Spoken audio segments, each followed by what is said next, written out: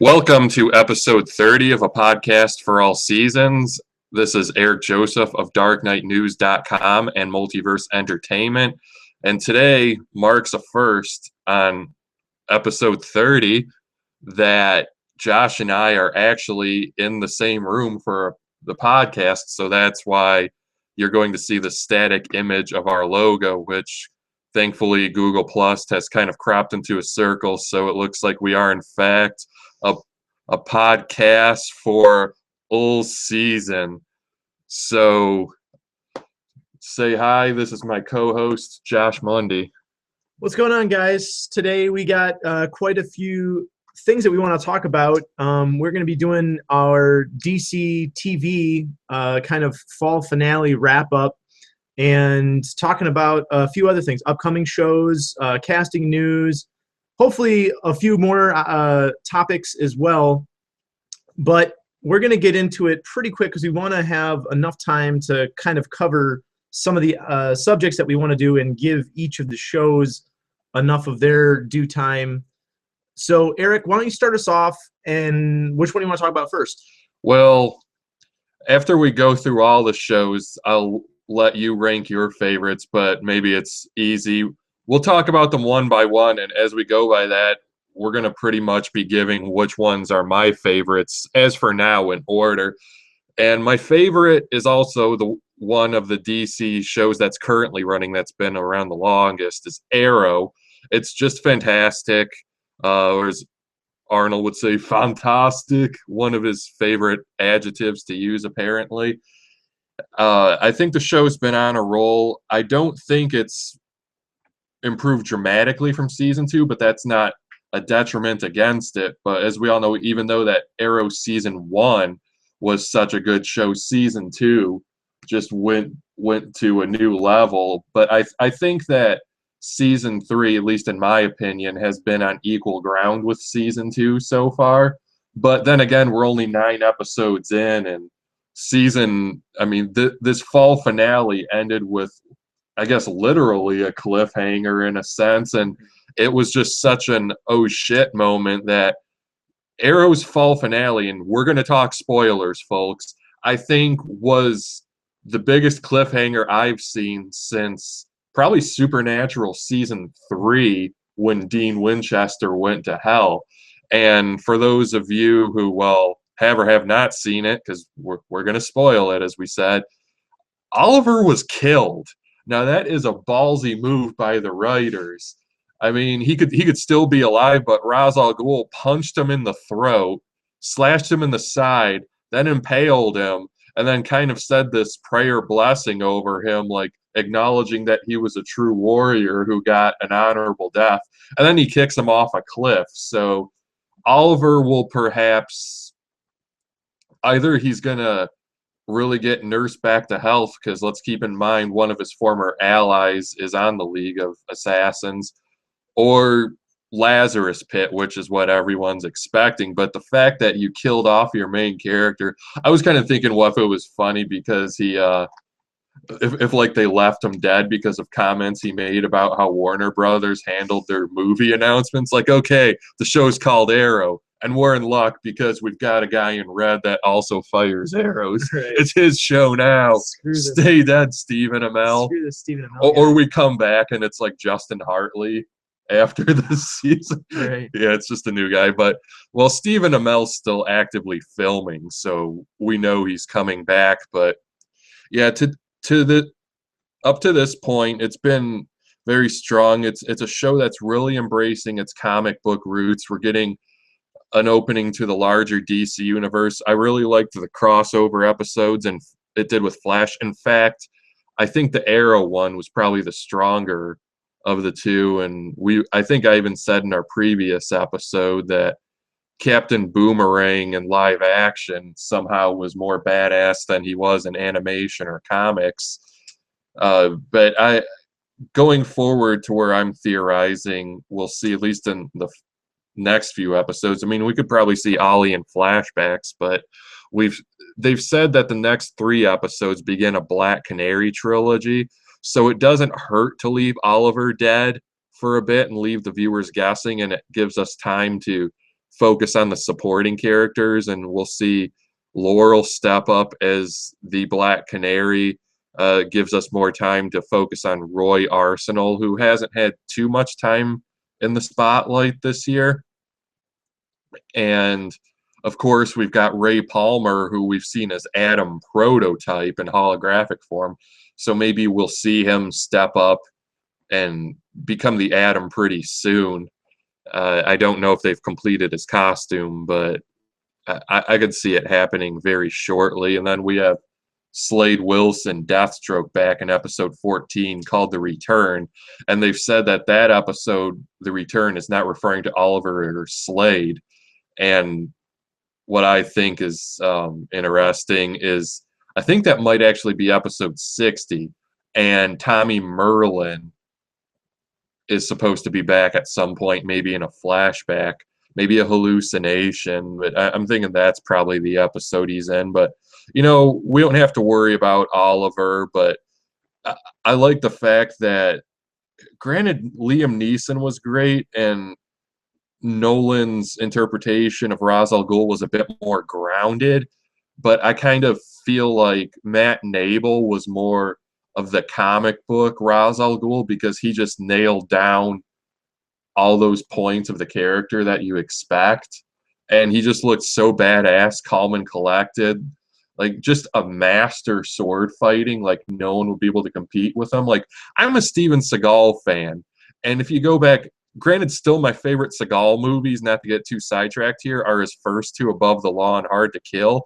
But if you go back and look at Seagal movies from, 2000 and on, you can tell his fighting technique improves, and he looks effortless. And that's the sign of a real master, someone who looks like they're barely moving, but is just going to completely hand you your ass. And not to get too much of on a side tangent, it's just to throw in another comparison. It's like when you watch a highly skilled drummer compared to someone who's, just maybe good at what they do. Like if you see a drummer like in your average rock band who, just relies on his hi-hat and snare and has one kick pedal, and you look at them drumming and it looks like, oh man, they're working really hard, they're really getting into the music.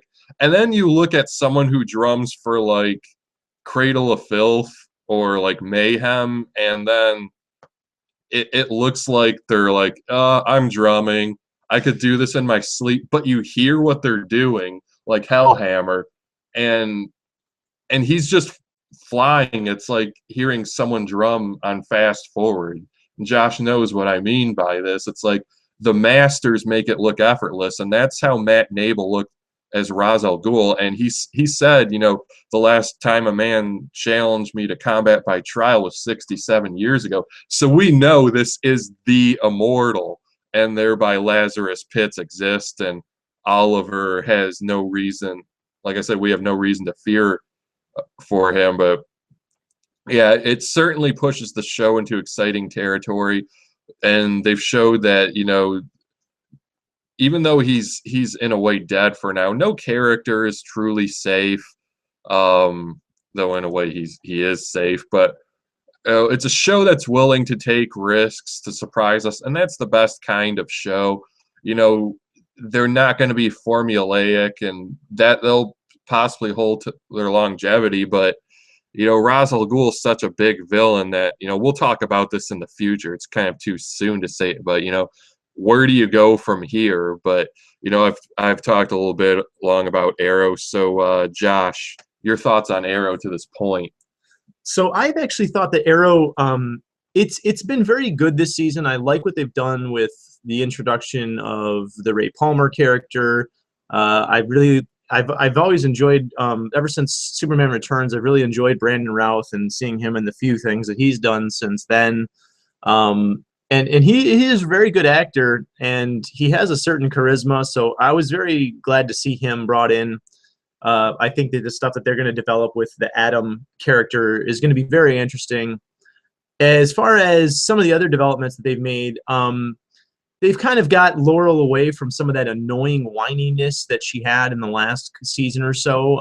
If we're going to make her the beloved Black Canary character, we need to make people stop hating her guts. I think that's important.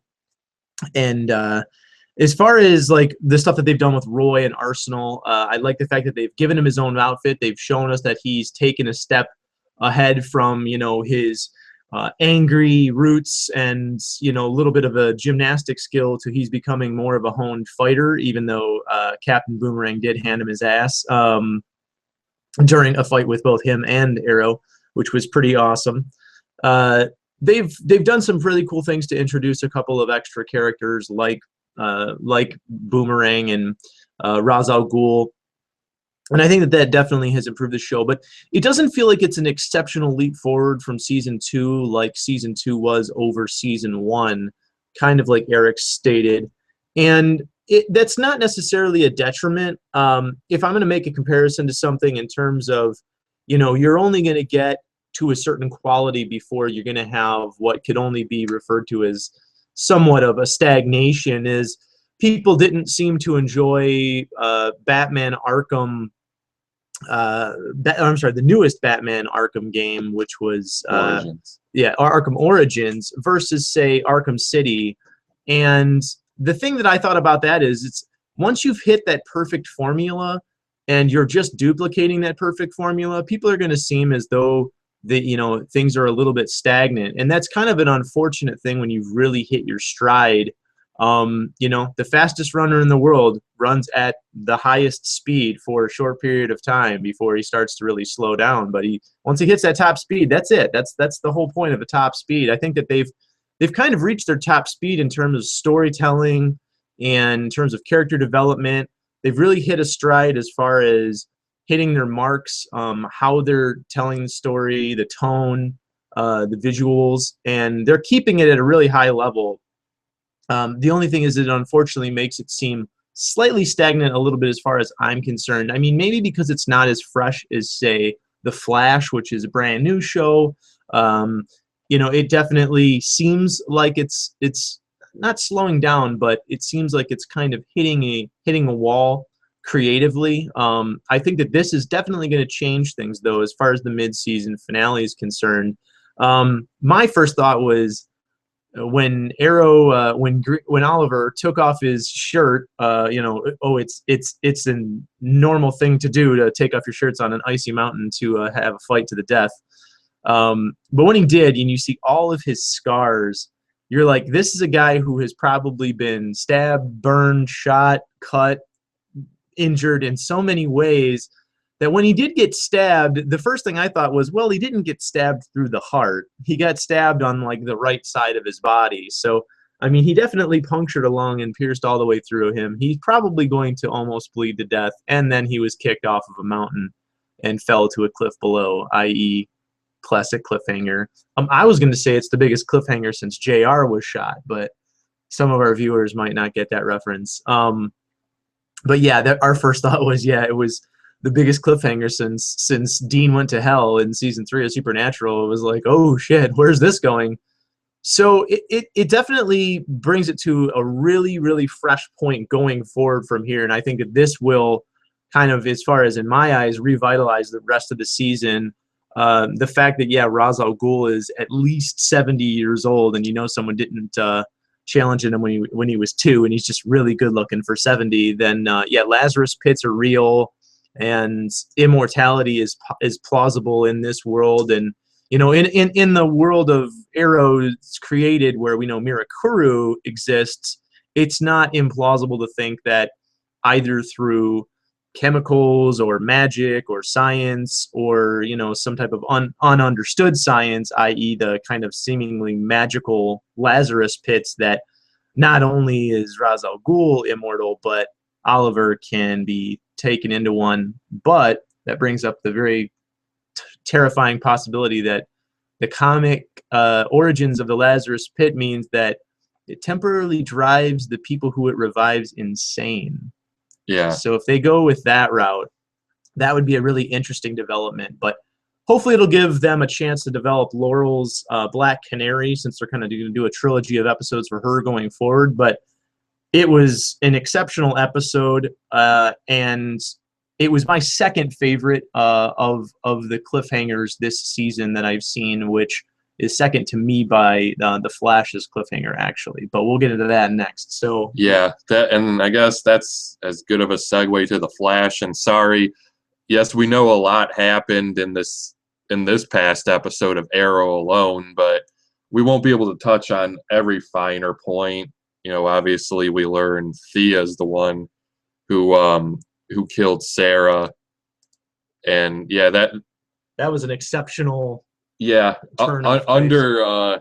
Under the control of Malcolm Merlyn. I mean, we kind of want to give each show its time to be talked about here, so I mean, and especially, you know, that plot thread's not going to die. And you know Ra's al Ghul's eventually going to find out how Sarah really died. Right. So, of course, this won't be the last time we talk about it on this show. But yes, let's move to The Flash, which is actually my second favorite show right now of the comic book shows from DC. Technically, I think it's just as good as Arrow, but I believe I've said on the show before, it just matters what characters and what tone you prefer. And each Arrow's darker, Flash's lighter, but it's just the tones are right for these characters. And what I've enjoyed about the Flash too, it's kind of comparable to what Buccellato and Manipul did in the New 52. They really tried to tie the science and pseudoscience explanation into the Flash, and it's like, oh.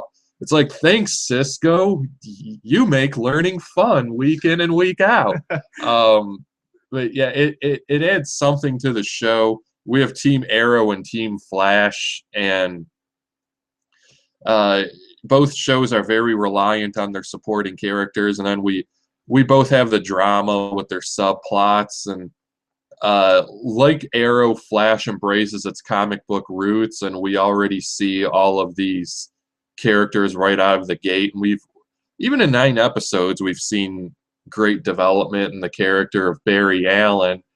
And I'm not meaning to write off the future movie with Ezra Miller as the Flash, but you don't want to make the judgment that the Flash movie could never be as good as a Flash TV show. But let's not forget, both these bring different things to the table. While a movie has the budget to do things a TV show could never do, a movie can never have the character development or introduce the sheer volume of characters that a TV show can, or build up a rivalry with, you know, the Reverse Flash like a TV show could.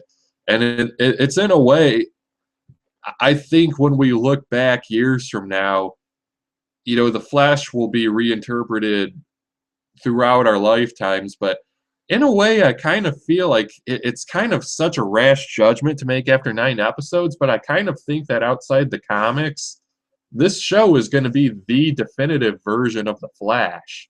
And I really love Grant Gustin as Barry Allen and what he brings to it.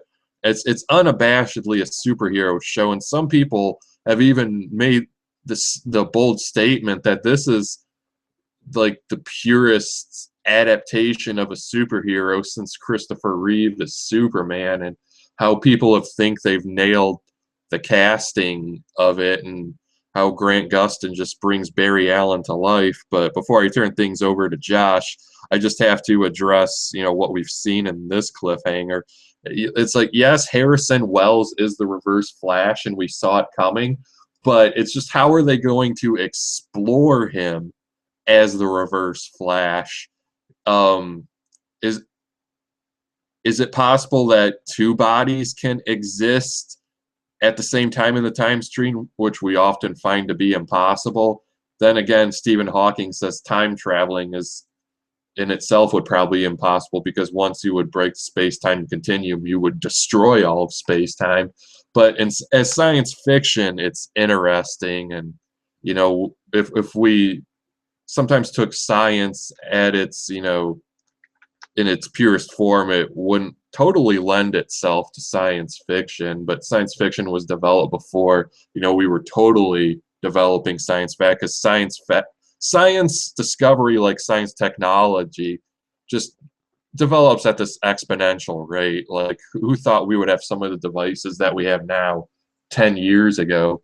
and yet again, I'm kind of getting sidetracked. But I'm just trying to make a point here.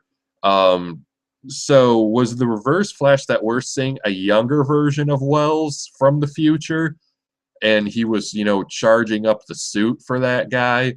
Or another thought I was having was, is Wells somehow able to remote control the suit, maybe throw his voice, and that's what we were seeing that was contained in that makeshift prison?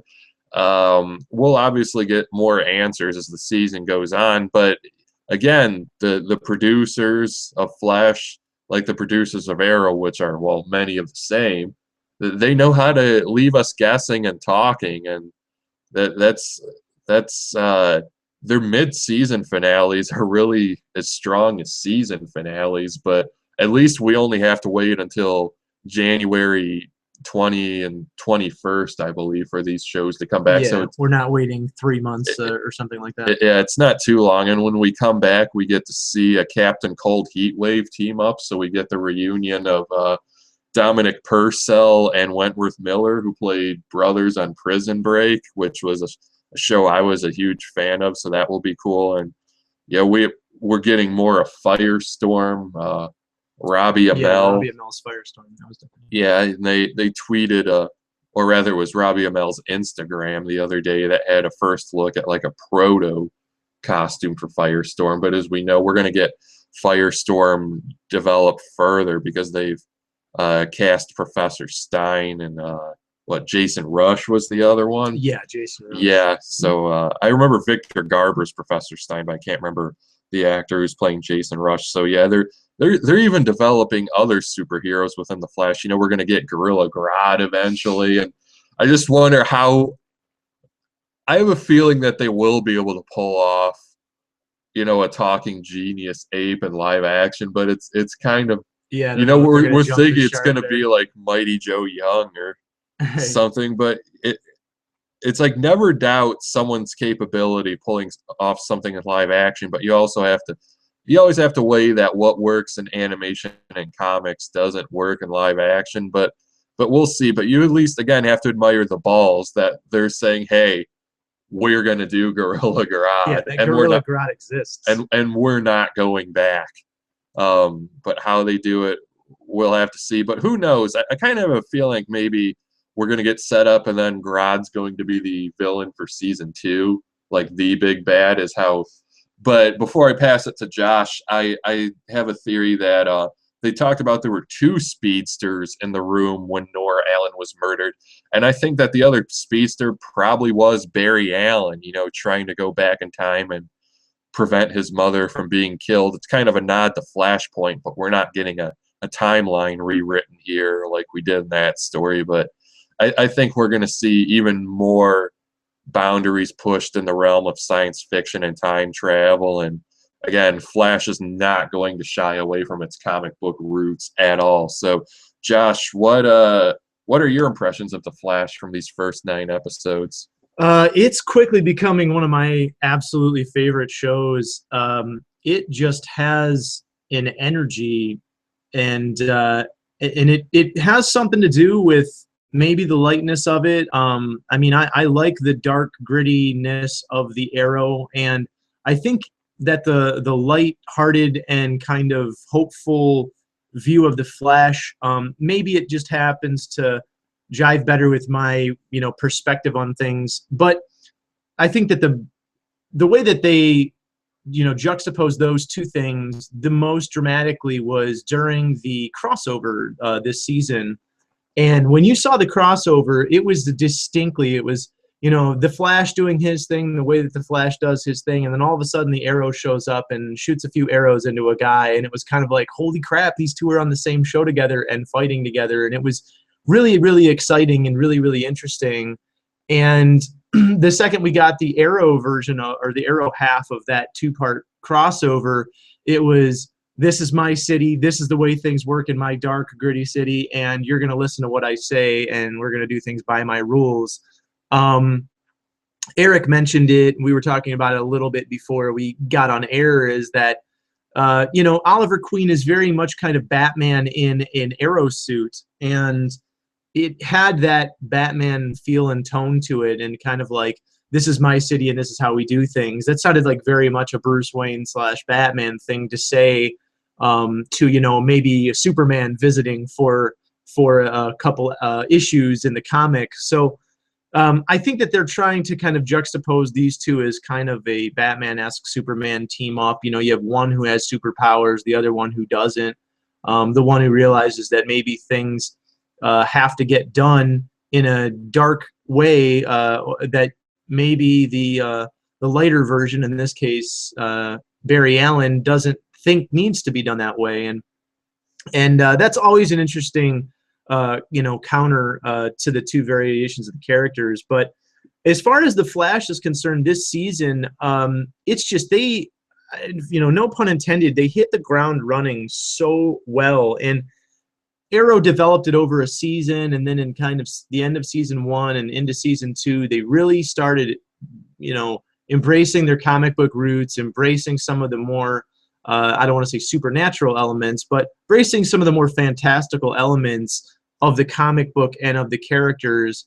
And the Flash just, it did that out the gate. I mean, obviously you have to do that whole suspension of disbelief the second you introduce a character who has superpowers. The second you say, even if we are using pseudoscience or science fiction to explain why someone has super speed or can turn into smoke, or, you know, has any of the various powers that they've shown on the Flash so far, it reminded me of Smallville, in that, you know, they're introducing these characters because they need some way to have legitimate, plausible foils for the Flash, someone who has superpowers and can run, you know, 700-800 or more miles per hour. When they started introducing these characters, we knew that they weren't going to shy away. The second we saw this, you know, Easter egg of Gorilla Grodd in a cage, which, you know, they've talked about, the creators, we're going to bring in Gorilla Grodd. Yeah, it's a super intelligent gorilla. We know that they're not going to shy away from the character's origins, and we're not going to shy away from making it a very comic book feel as far as what is being done. And that's a really fresh take, and it's kind of one of the reasons that, although The Flash might not be my favorite of the comic book shows yet, it definitely was my favorite mid-season finale, and it's quickly becoming one of my favorite shows. I find myself you know, looking forward to it a little bit more than Arrow. And maybe it's just because it's a fresh take. It's kind of like, hey, you know, I really, really, really like vanilla ice cream, but man, that chocolate brownie ice cream just tastes good for a change. I mean, maybe it's just a distinct difference, the variety or that freshness to the show. But as far as the things that happened in the mid-season finale, we got quite a bit of content. First, we got Barry Allen tells Iris that he loves her, even though he knows that she's with Thawne, which was a pretty surprising thing. It made Barry not only a little bit more of a realistic character, but we see that him being the Flash is making him, you know, make hard decisions and mature quicker. He's decided that there's no reason to hold back the way that he feels about things. Also, I really enjoy the character of Barry Allen, which is just a little aside. We've mentioned it before, but the way that they don't make him shy away from being very decisive. They don't make him kind of do that whole, you know, questioning whether he should or shouldn't do a certain thing or act a certain way. And sometimes that can work to his detriment. Sometimes he's, you know, quick to anger or quick to make decisions.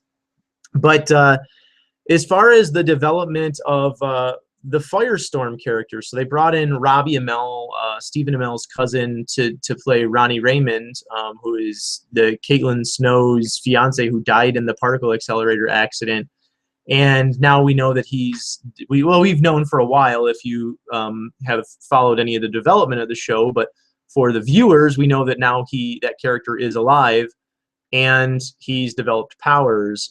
He's known as the Firestorm in the comic books, and we saw at the very end of the show, he's got some pretty serious powers. I mean, he was flying through the air with jet firepower. That's pretty freaking awesome.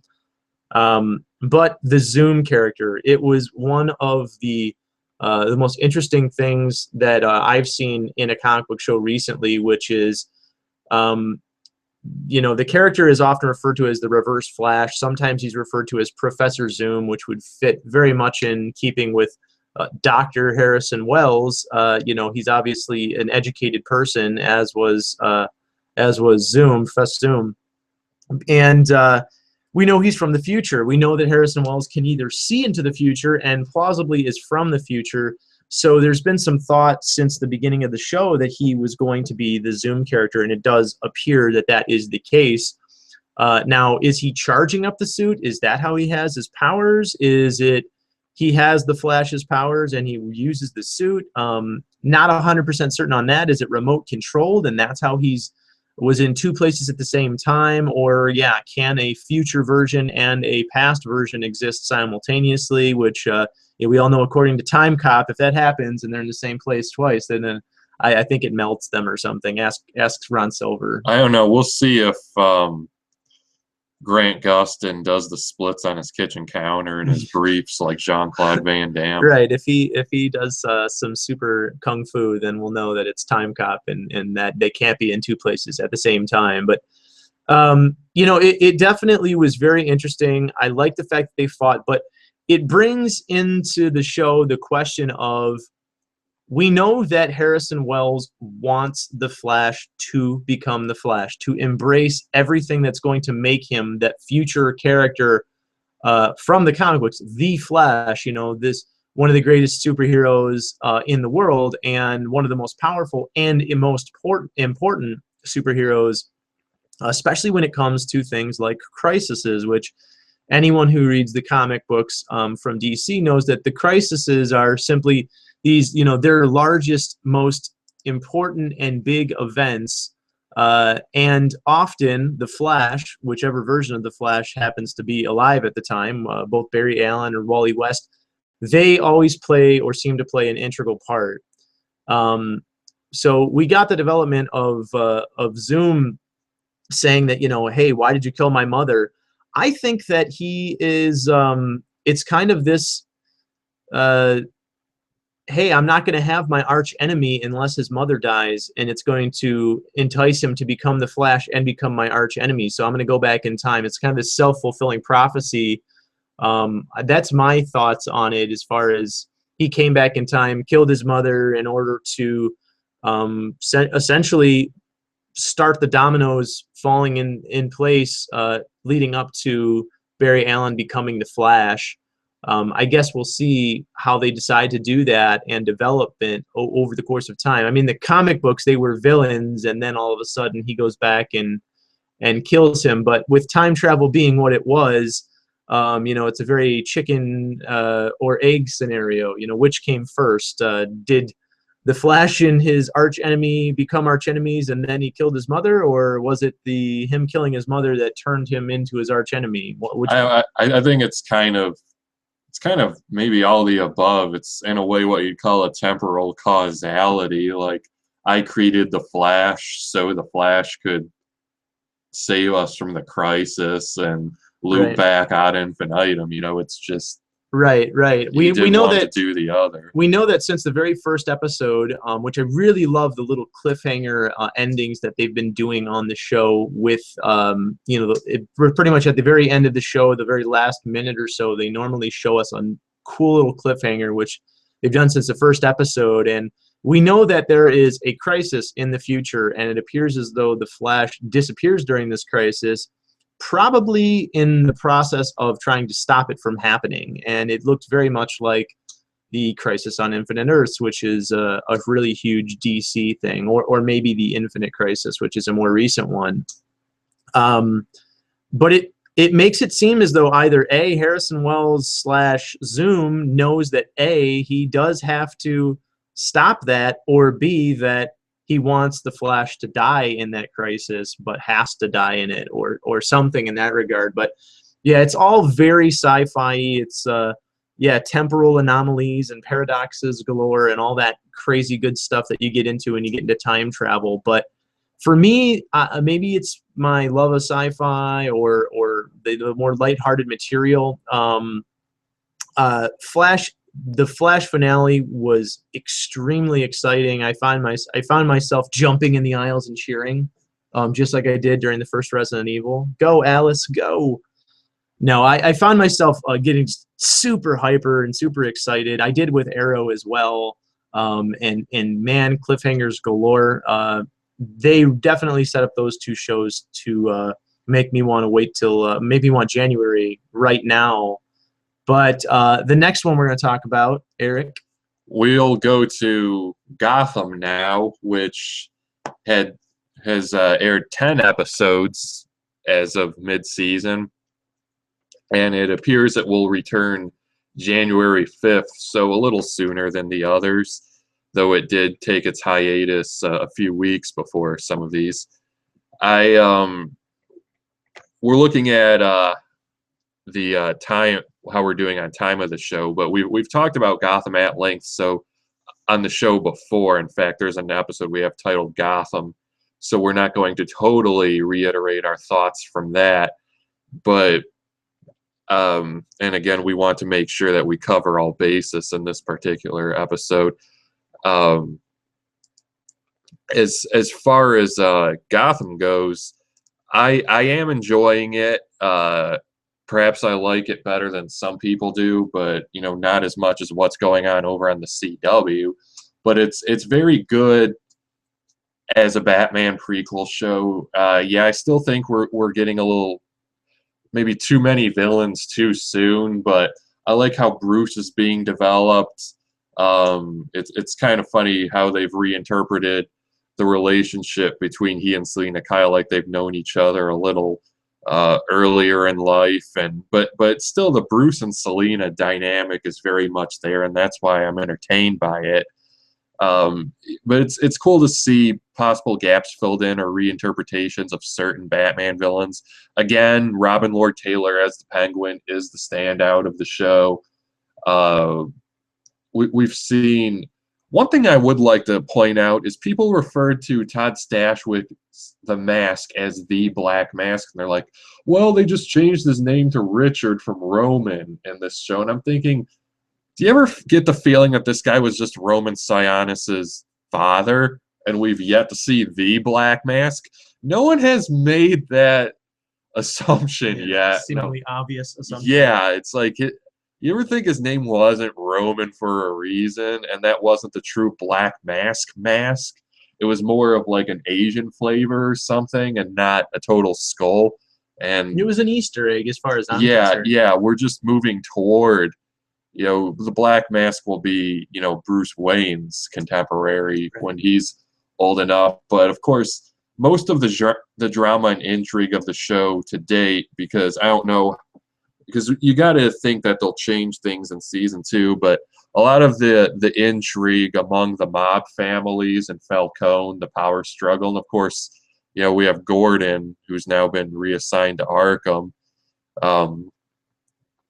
I think a lot of like the inner workings of Gotham and how things are eventually going to go over the edge and the freaks are going to try to take over. It kind of reminds me of The Long Halloween, in a sense that Falcone's kind of getting that sense that he's on the way out, and things are going to get so bad that we will need a Batman.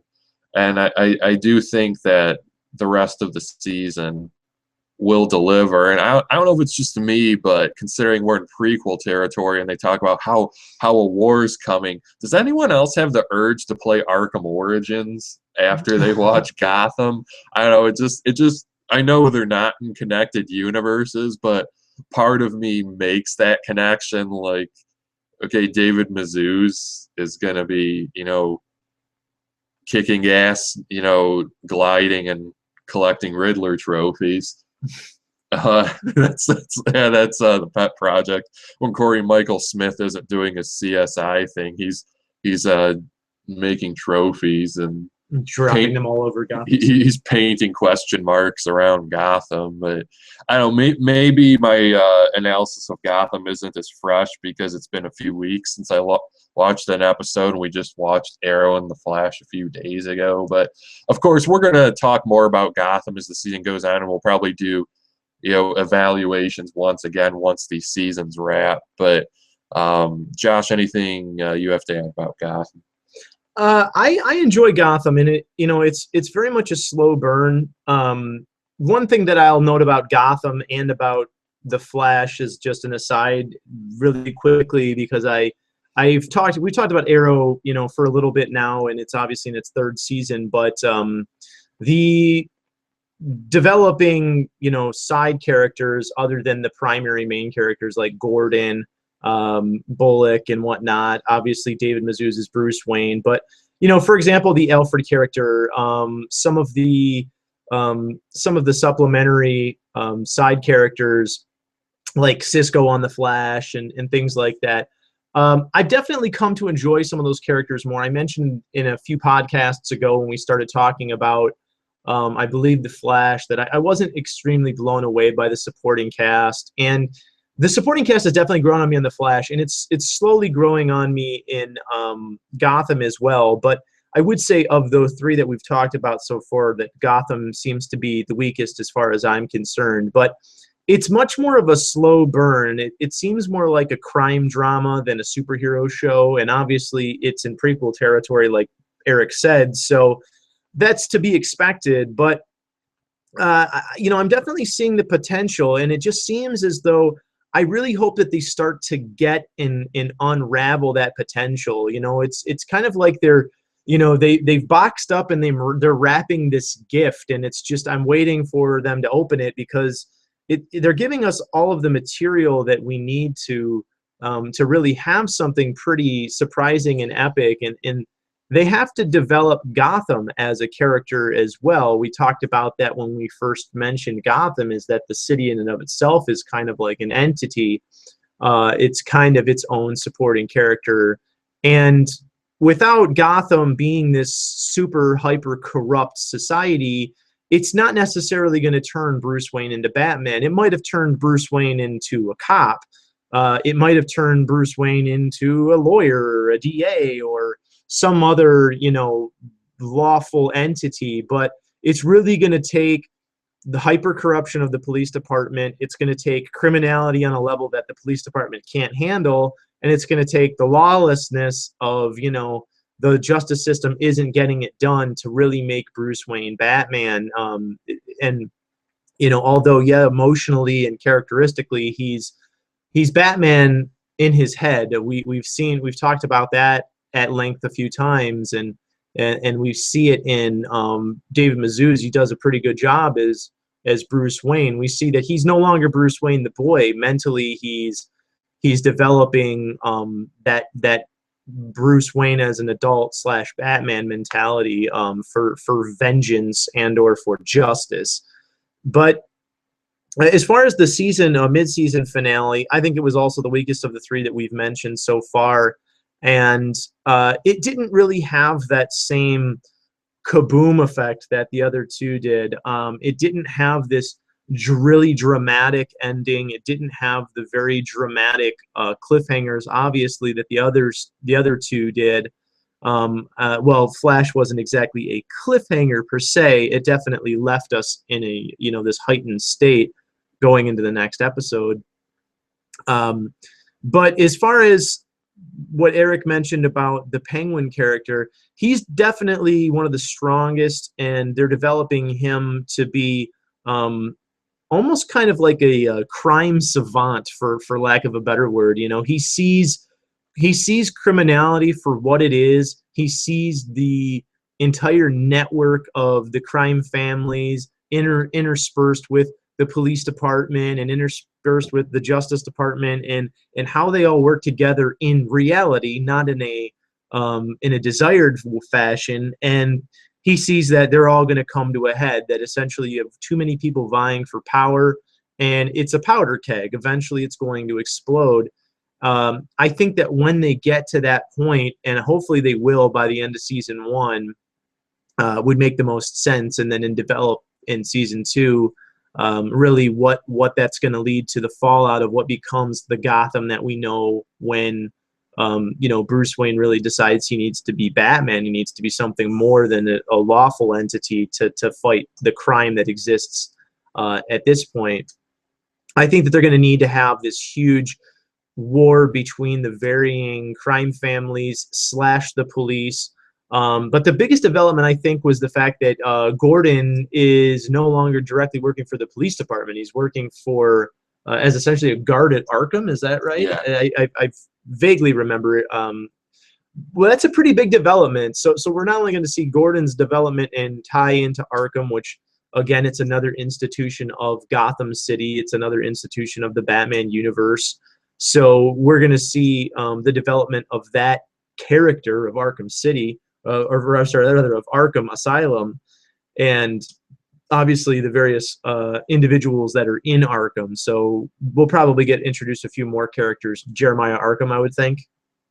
Maybe some of the other entities like Harleen Quinzel. You think maybe too early? They haven't ruled her out for season 2, I think.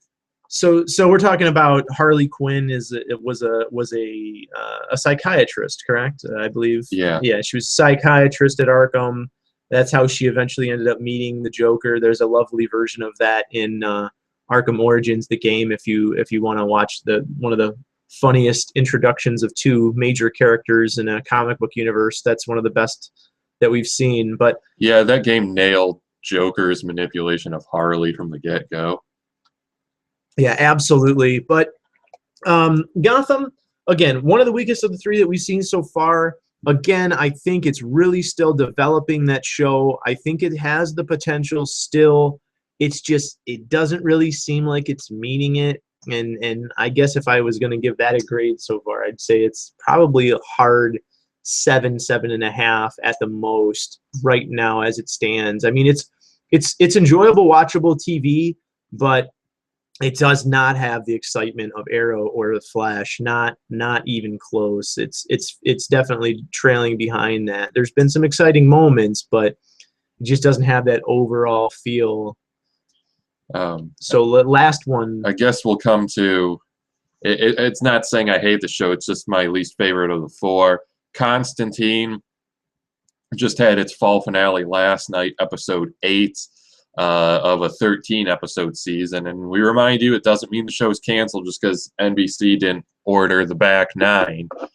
They said it'll possibly come back for a season 2. As long as you keep watching, just make the ratings strong. But I won't elaborate too much due to how we're running on time and the fact that Josh isn't totally caught up on Constantine. So if you don't want us to talk Constantine spoilers, I guess you're in luck. But we'll, like the other shows, this is not the last time we'll talk about Constantine. Though, in a way, Constantine gets the short end of the stick because when we talked about the pilot, it was on an episode we didn't have too much time to record.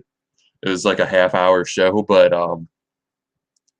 yeah, I will just say I enjoyed the show more as it went along. I think perhaps like the last 4 episodes, I guess, it's really hitting its stride. As I've said before on the show, I'm not really knowledgeable about the character in the comics, but Constantine fans I've talked to are very satisfied. And I kind of would like to see it get renewed for a second season because it is improving. I think the cinematography has certainly improved from the pilot episode. It's kind of like a comic book show with, I'll compare it to Supernatural in a way because they're kind of similar thematically.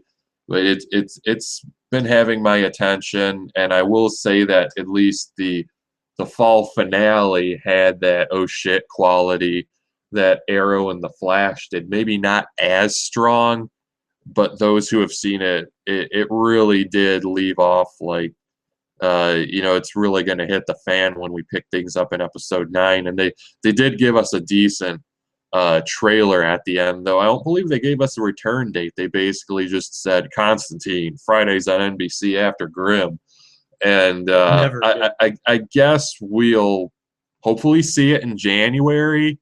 I guess it's just when they want to bring back the other 5, but I'm guessing sometime in early 2015. I mean, they can't leave us hanging too long because technically it was like part 1 of a 2-parter. But I'm also enjoying the character of Zed.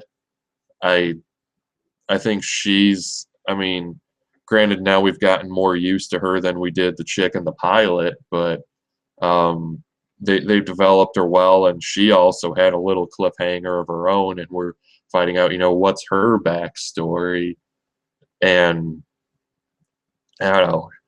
I'm kind of hesitant to go on more because I'm sitting right next to someone who hasn't seen the last episode or two. Yeah, So I haven't seen Josh, the finale, at least give us your impressions on Constantine from what you have seen. So Constantine, it's a little more of my flair than say Gotham. I don't mind the police procedural, and I don't mind what they've done with Gotham, but I would honestly rank Constantine and Gotham about the same as far as my like for them. It would maybe slightly irk out Gotham slightly, only because my interests in occultism and magic and supernatural elements and things like that, plus just the comic book nature. And when I say the comic book nature, yes, Gotham is developed from a comic book property, but Constantine is much more getting into that distinctly comic tone as far as from its source material than Gotham is. It's be trying to base itself more in a gritty crime reality, but it's very interesting. I've become more attached to Ryan's portrayal of Constantine. He's definitely developing that character pretty well. Yeah, the Zed character, I do enjoy what she's done and whatnot, but I think that a few more episodes, and especially once I see the finale, I'll probably have a much better perspective on going forward. But the only thing that I'll note is that it started off, I think Constantine, it really started off in a bad place. We've mentioned it briefly when we talked about Constantine coming out in the first podcast that which one was that we talked about it in, Eric? The first Constantine, I think we were talking about the initial pilot, right? Yeah. When we first mentioned that, we were talking about the fact that it started off in the graveyard, Friday nights, 10 o'clock. I mean, it's shocking that show is even going to get a second season if it does, and not because of any lack of quality necessarily, but that's just, there are very few shows that have been successful in a particular type of time slot, such as that. X-Files being one of the most popular. I think it was like 9 o'clock on Fridays forever. I think got 9 seasons, and even then. But if you notice, the ratings have really dropped from, I think, 4 and change million to just above 2. It's something like 2.3 million, I think. Not including DVR viewing, which for some reason they don't aggregate regularly. But it's a good show, and it has a lot of potential. In a similar vein to Gotham, I really would like to see it kind of meet its full potential and develop it. I don't think it's done it fully yet. I think that, like a Supernatural, it has all the elements for a really big, broad thing, and a really big, broad. I'm losing the best word to describe it. I guess the word to describe it would be, this they have this whole universe at their hands, and once you start introducing the idea of the supernatural exists, demons are real, ghosts exist, supernatural elements and things like that, you don't limit yourself in any way to what you can talk about. So then it's just a matter of developing your characters, making them interesting, making them believable, making them cared about by the audience, and then making them all integrated in a good way. Eric is correct in saying that as far as the cinematography and the way that the show is made has definitely improved over the last few episodes that I've seen, which I think I'm 2 behind. And that will definitely help them going forward. But once they kind of really get to their stride, I think the show could be a very, very good, it maybe live on Friday nights for a couple more seasons. But I don't suspect that, like an Arrow or even like a Flash, that we're probably going to get 4, 5, 6 or more seasons out of it. But we'll just have to see. But I'd have to probably put it at about the same rating that I did Gotham, which is about a 7.5 at the most. So We'll we're kind of getting close to the hour here, but we've got a few more topics we want to touch on briefly. And while we're talking about DC TV here, we had two more shows that we've kind of known have been kicked around in the last few months, but have kind of become a reality this week. One is Krypton, developed by David Goyer for the Sci-Fi Network, and it's apparently, of course, going to take place on Krypton and other Superman prequel series. And I was thinking, guys, how can we get even earlier than Smallville? Yeah. Let's do Krypton. And it's apparently going to follow the adventures of Superman's grandfather, Sag-El. And while I don't think it's necessarily, it could be a very good sci-fi show in its own. But, you think Jor-El's probably going to be a kid. Logically, Zod would also be a kid. So it's like, what kind of intrigue and conflict are we going to have? It's possible we could see maybe Brainiac and Doomsday, because don't forget, Doomsday's a Kryptonian creation. So there are other things they could develop, but of course, it's like, where do you go? What's the long-term plan? Are we just trying to cash in on Superman a little more, which is probably the case? Honestly, I'm much more excited for Supergirl on CBS, which is more in keeping with that world and will probably be more in comic tone. And it's also going to be produced by Greg Berlanti, who produces The Flash and Arrow. So we think Supergirl is very much in capable hands.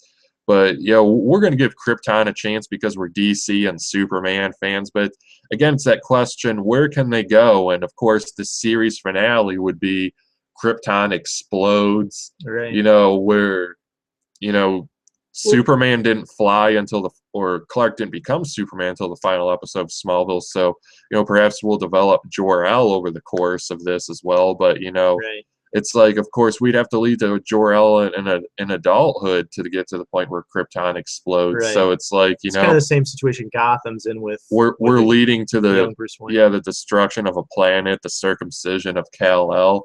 It's all coming down, but it's again, we're very confused. And while like we said, we'll give it a chance. It's like with so many DC Comics properties to mine for TV shows, it's like, why this one?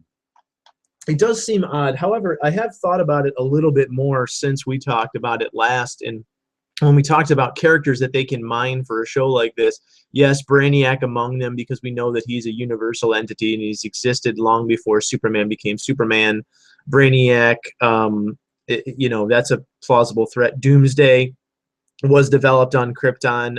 Maybe they'll talk about, They could also take cues from Superman Earth 1 and maybe create an interplanetary conflict. I can't remember what his planet was called, but it was Tyrell, the main villain from Superman Earth 1 Volume 1. Maybe we could see interplanetary conflict there. Another possibility is the Green Lantern Corps has existed for that long of a period of time. So we could theoretically see something like a pre-Hal Jordan Green Lantern Corps.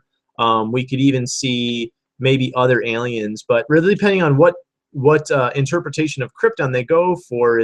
There's the Kryptonians who went out and did space exploration and space travel, and then there's the completely isolated Kryptonian interpretation. So it really depends on, because we could get Thanagarians, which would include Hawkman style people.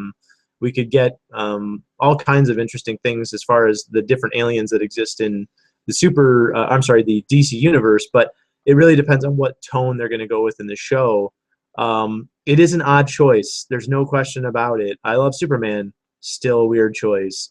It's not an Elseworlds. If it was an Elseworlds and then we were getting, in a different universe where Superman never left Krypton and it was Kal-El's adventures on Krypton, okay, that might be an interesting concept, but this is a little odd. And yeah, we're a little bit more excited about some other things like Titans, which has not been ordered to series, but Jeff Johns recently confirmed in a discussion on Twitter that they will be filming the pilot next year. And there's not too much to talk about on this front just because it's such in its early stages. Right. But one of the main drawing points for us and many people, the first live action incarnation of Nightwing. Right. Granted, we've seen Dick Grayson several times on screen, but only as Robin. But Nightwing is something everyone's been clamoring for. We've heard maybe Raven and Starfire as team members, but we'll get confirmations because pilot shooting season is pretty much early in the year, and sure, you'd think they'd want this to be ready to go by fall. And the network, of course, would be TNT for this. So it's a network with ties to Warner Brothers. So there's the potential to exist in the same universe as Flash and Arrow, but we don't totally see that happening. But with young superheroes, there's a lot of potential for drama and conflict, and and what sets it apart from other shows when we talked about when Titans was kind of in the rumor stages was it brings a true ensemble to the superhero live action primetime formula, so that'll further set it apart. What's your level of excitement for Titans, Josh?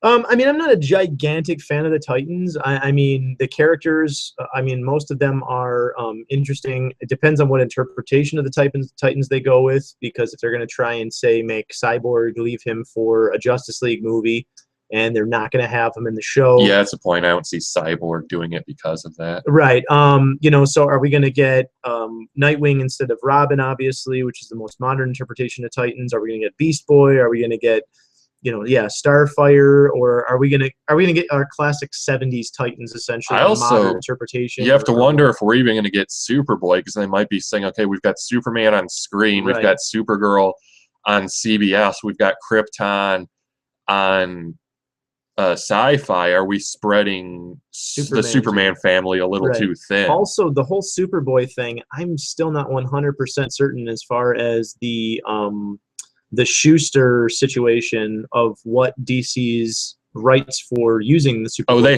have it now. They do. Okay, yeah, because for a while they couldn't even say Superboy in the comics. Yeah, we've probably talked about that maybe once or twice on the podcast, maybe not. But there was some huge illegal mumbo jumbo between DC and the Schuster estate, which is the one of the original creators of Superman, and they had put some embargoes on DC's use of Superboy at one point in time. So as long as that's not the case, but yeah, it could very well cause some issues with them not wanting to use Superboy, because then it's kind of like, what interpretation of Superboy are we using? And these people must obviously exist in a world where Batman exists and Superman exists, if that is the case. So yeah. But I think we're even past the hour, so we're going to talk one last topic, which is going to be some casting news we wanted to talk last time. We have some more content, but we don't want to run a super long episode. Yeah, it's just the fact we left the thread dangling in our last episode, and we don't like to do that without addressing it, at least in the next episode. Right. And we put him in the title of this episode just because we even though we're not going to spend much time talking about Doctor Strange, we wanted to at least guarantee that we were going to. And, since we're not too knowledgeable about the character and there aren't many details out about the movie, it's not like we can do much speculation. But Benedict Cumberbatch, who is really a beloved actor in the geek community these days, hugely, and his being cast as Stephen Strange has made many people dance in the streets. Right, fangirls and fanboys. And I think it is a good choice to bring the acting chops and the attention to a movie like this. And it does open up the fact that, hey, mysticism exists in the Marvel Cinematic Universe, demons and such, alternate dimensions. And they said we are going to introduce alternate dimensions in Doctor Strange. Now, I'm not as familiar with his gallery of villains, so I can't speculate, is this going to contain Dormammu or not? But for someone like me, if you want to, I loved the Doctor Strange animated movie and I own it. So if you want a basic like 75-minute primer on Doctor Strange, right, and people did give it good acclaim, go out and check out the Doctor Strange animated movie. and they'll probably at least get you excited for this film. It's due November 2016, so they're going to have to get going on this pretty soon. So we'll get more casting news pouring in, and again, another topic you're not going to be hearing us talk about for the last time on this show. So it is a film I have a decent amount of excitement for, just because I think of how just how visually striking a movie like this could be.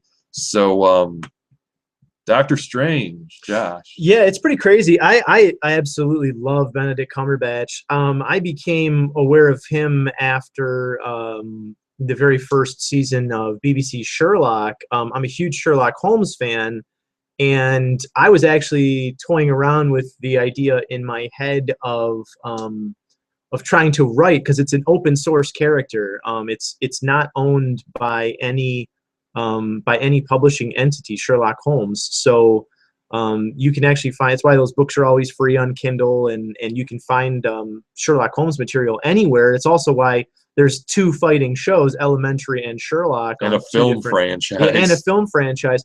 So I was actually toying around with the idea of writing in a comic book format a reinterpreted Sherlock Holmes. I wasn't going to do it modern, but that's what Sherlock did, and it introduced us to Benedict Cumberbatch. And he's an exceptional actor. Some people really don't care for him because he's got a kind of a distinct / odd look about him.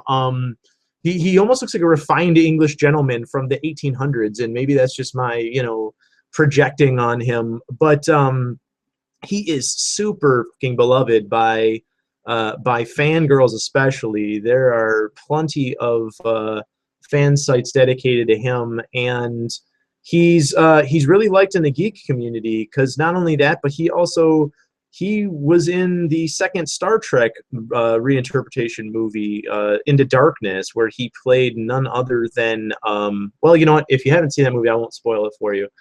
He plays a major character in that film, a beloved character from the Star Trek franchise. And some people hated the fact that he played this character. Other people loved it. I was in the latter group. So I'm really excited to see him in any movie, frankly, but I was really excited to see him in a superhero film. I was a little disappointed that he wasn't going to be in a DC property, which they were toying around with the idea of maybe him going to be in a Superman film for a bit, but that was probably more rumor milling. So last but not least, I'll just say I'm really excited about him being cast as Doctor Strange. Again, Benedict Cumberbatch being cast as Doctor Strange in Marvel's upcoming 2016 movie.